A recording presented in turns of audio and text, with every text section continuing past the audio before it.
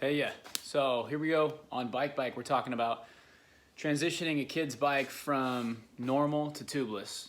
It's a very worthwhile process. It's pretty simple. All we're gonna have to do is rip the tire off. We're gonna take off the rim strip and then clean the rim. And then we're gonna take Gorilla Tape. We're gonna put that all the way around the rim, overlapping only on the valve opening. And then we're gonna take a valve stem, which this one's just been cut off a tube. It's not actually even one that's purchased, but you could buy them online that are actually specific. And we're gonna pop that through and use the lock ring to make it stay on.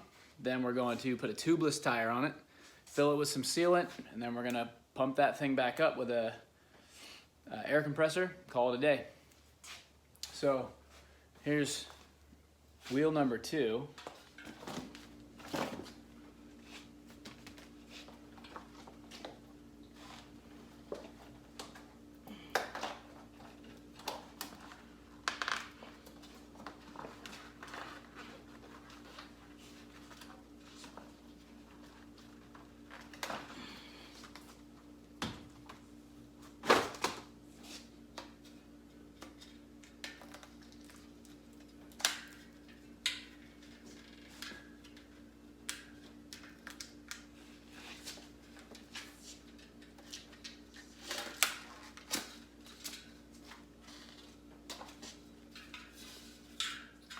A little bit of alcohol, clean it up real good so the tape sticks.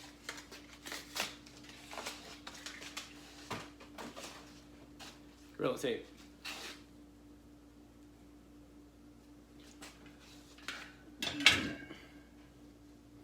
You can start wherever you want. I like to find the valve. There we go. And I like to start right there. So I'm just gonna go right there. If the tape, we're gonna cover up any of the sidewall of the rim where the tire is gonna try to hook up with the wall, you might have a problem. So I definitely recommend if the tape is too wide and it's working up the sidewalls of the rim, which on older bikes is definitely a possibility because they didn't used to make rims as wide, then I would go ahead and consider maybe slicing the tape down the center so that it's just a narrower piece of tape. But 1 inch usually works pretty good. You just don't want the tape to get into where the clincher part of the tire seats in because it might hinder the seal. You want to pull the tape fairly tight and fairly centered, but pretty much it's just dragging it around the wheel.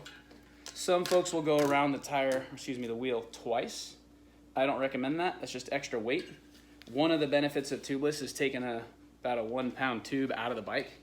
2 of them actually. It's not the main benefit, not even the most important one, but it is one of the side benefits. The last thing I'd want to do is put an extra row of tape if I didn't need it. So I don't recommend that. What's cool about this is it's a nice wide rim, so it's easy.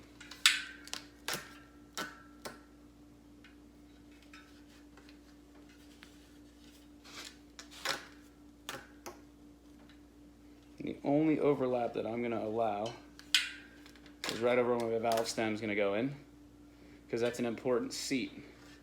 You want to make sure that valve stem is able to seal up nice.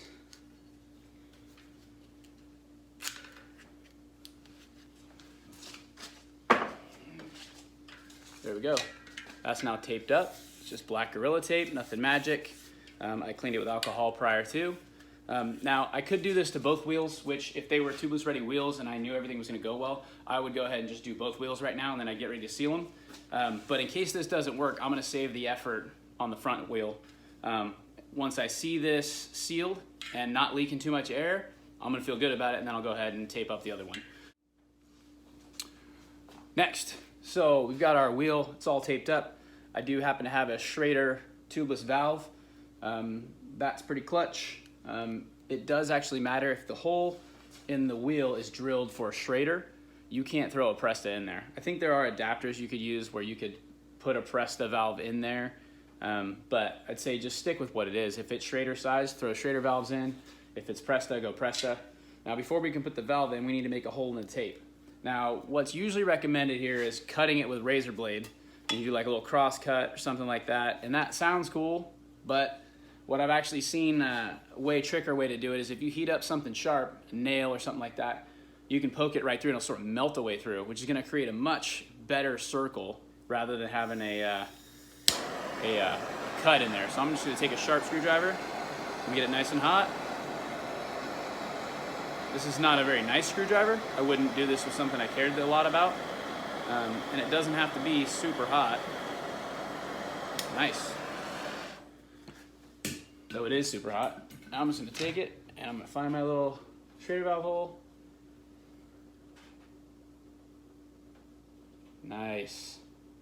Very nice. I'm just going to make it a little wider. There we go. That is much cleaner. If you cut it, you're definitely going to have a little bit of trouble sometimes with it sealing initially because you've created like a cross thing or even just a slit, but it can tear then, right? This isn't going to tear, which definitely gives it a better seal, at least a better start at one. So I'm going to pop this little valve through.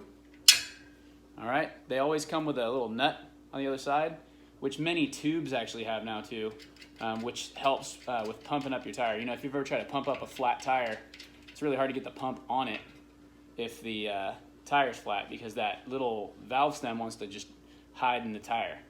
So this prohibits that on tubes, and of course in tubeless it is what holds the valve stem tight. All right, so that's on there nice and good.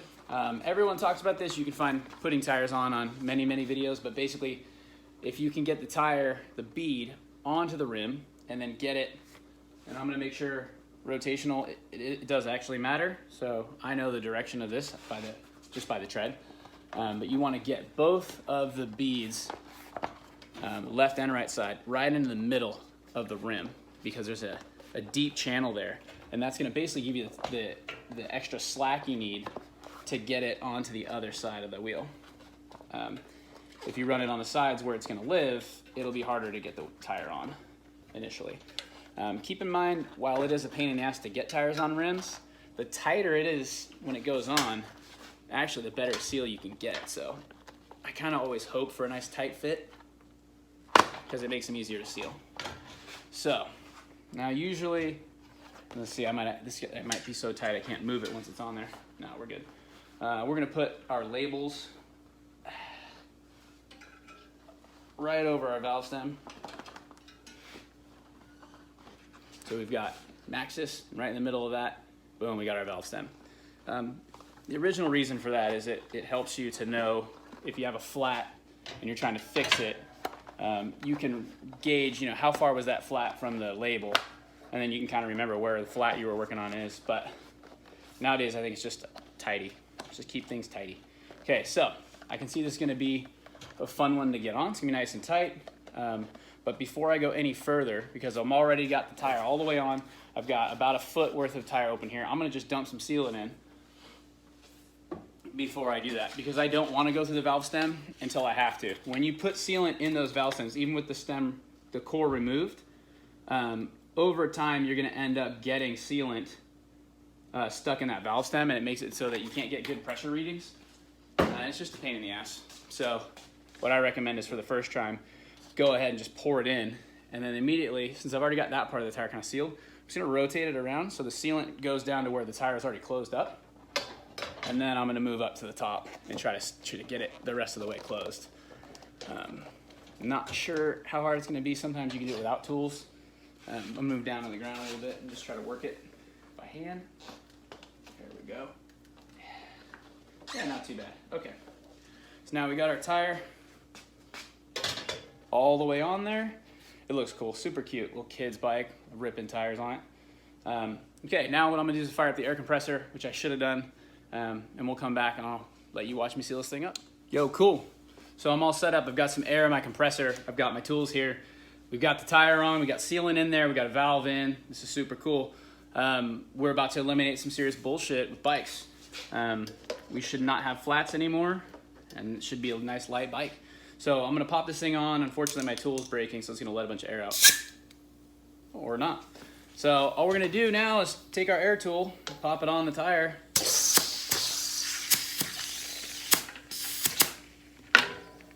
Nice. There we go. You heard that pop. Everybody's hearing the pop. So what I can tell you, first off, I'm already very hopeful because I see that we've got, I heard it pop on. You got a good healthy pressure here, probably 30, 32 PSI. I heard the thing pop on, but I can actually see there's a secondary. You got the tire sidewall, tread, sidewall, and then there's a little line here that basically shows you, I think what I would say is that line should be about equidistant from the rim all the way around. But if we look on the other side of this, if I recall, got the line, good. Oh yeah, we're on. All right, cool. So, next thing, it looks like we're gonna be fine. So as I expected, it looks like we can go ahead and run this thing tubeless with these wheels, which are not tubeless ready wheels. I can already tell you, just feeling it without the tube, we've lost some weight, which is great.